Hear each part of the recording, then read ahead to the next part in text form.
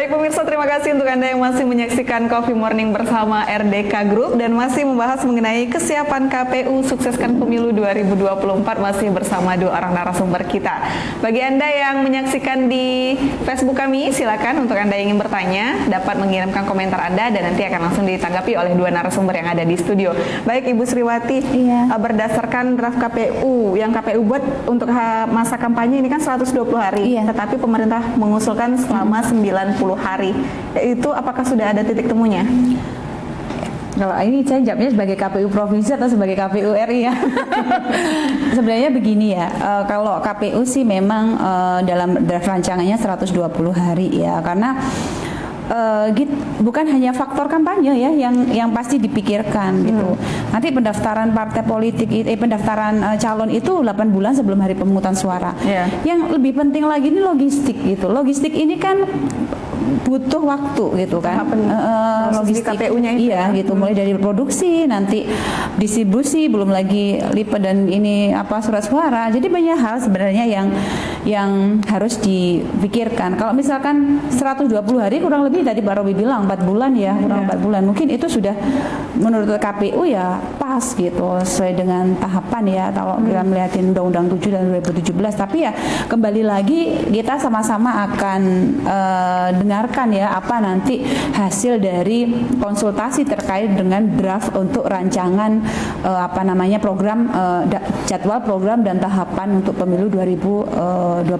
Karena saya tidak bisa menjawab karena saya bukan KPU RI, tetapi paling tidak info-info dari draft rancangan dan sebagainya kan menjadi wacana kita bersama ya untuk sama-sama juga dari informasi dari media-media dan berita ya, kita akan tunggulah bagaimana nanti selanjutnya bagaimana mereka konsultasikan ke Komisi 2 dan menjadi ditetapkan dan disahkan menjadi PKPU gitu, PKPU untuk tahapan program dan jadwal nanti 2024. Saya rasa itu sampai saat ini ya masih perbincangan lah, tapi belum jadi keputusan ya, keputusan bersama. Kalau yang Ibu ketahui apa sih alasan pemerintah pusat mengusulkan 90 hari itu?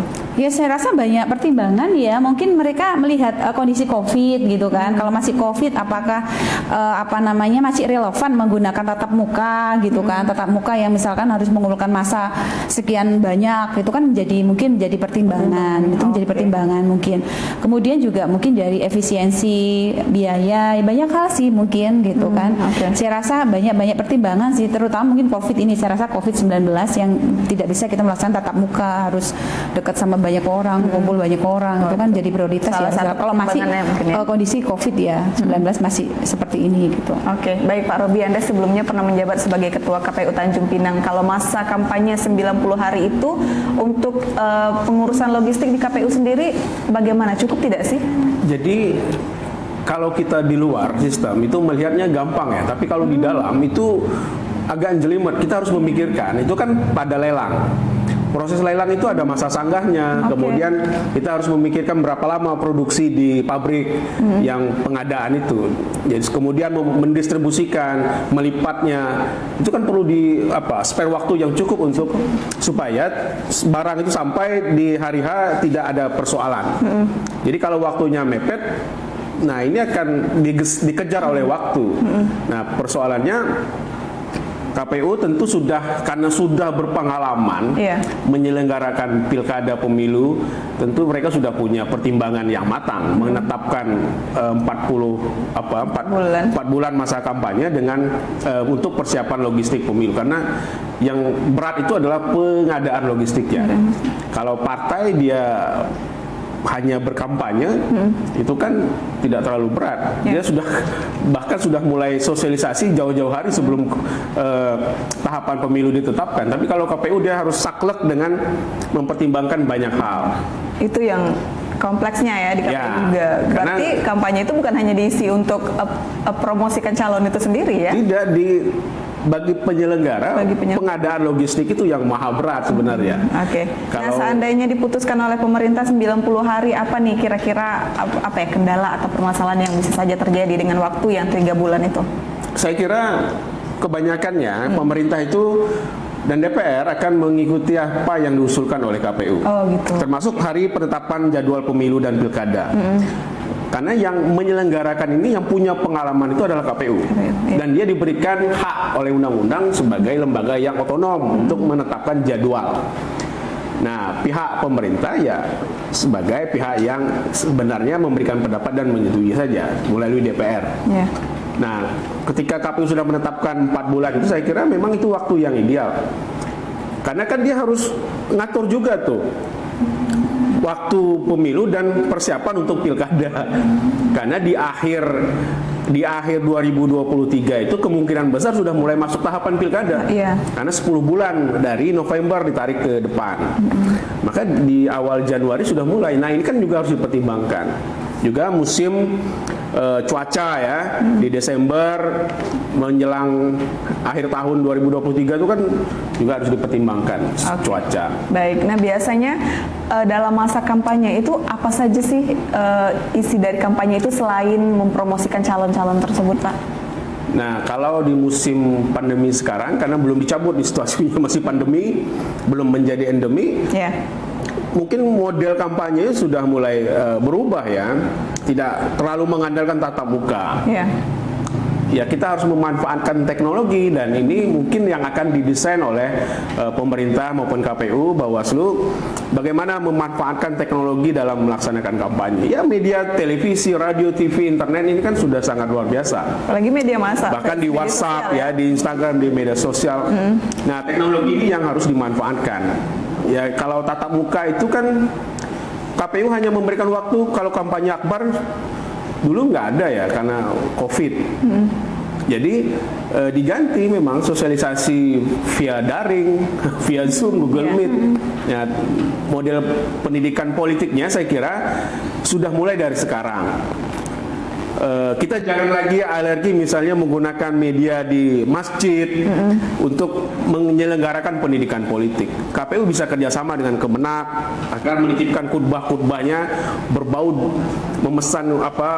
mengandung pesan politik untuk memilih pemimpin yang sesuai dengan misalnya syariat Islam atau dengan ya tata cara Muslim seperti itu. Walaupun kita tidak mengabaikan calon dari non-Muslim, tetapi sudah bisa digunakan seperti itu, memanfaatkan media-media yang ada yang menjadi tempat pertemuan warga seperti itu. Oke, baik Pak. Sebelumnya kan untuk masa kampanye ini ada yang sampai 6 bulan seperti itu ya. Itu idealnya sebenarnya masa kampanye ini berapa bulan sih? Apakah ada aturan yang memang sudah dipakemkan berapa bulan seperti itu? Dia pernah 3 bulan, pernah 4 bulan, itu kan masa yang dianggap sudah cukup untuk memperkenalkan diri dan mengajak orang memilih mereka, memilih partai.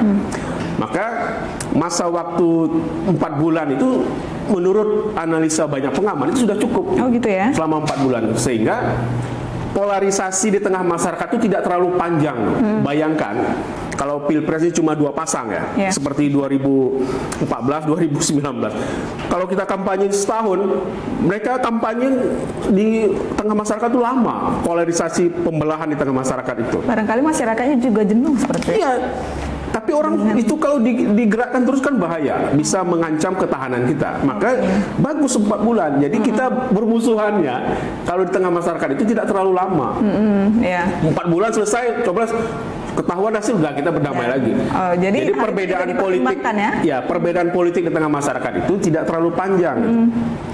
Karena ini berbahaya kalau polarisasinya terlalu lama. Oke, tapi dengan masa kampanye 4 bulan atau 3 bulan ini dari partai politik, apakah Bapak ada dengar barangkali dari parpol keberatan atau bagaimana? Sebenarnya kalau parpol kan suka, mereka tidak terlalu biaya kos politiknya tidak terlalu besar keluar untuk menjamu pemilih ya, mentraktir ngopi seperti itu.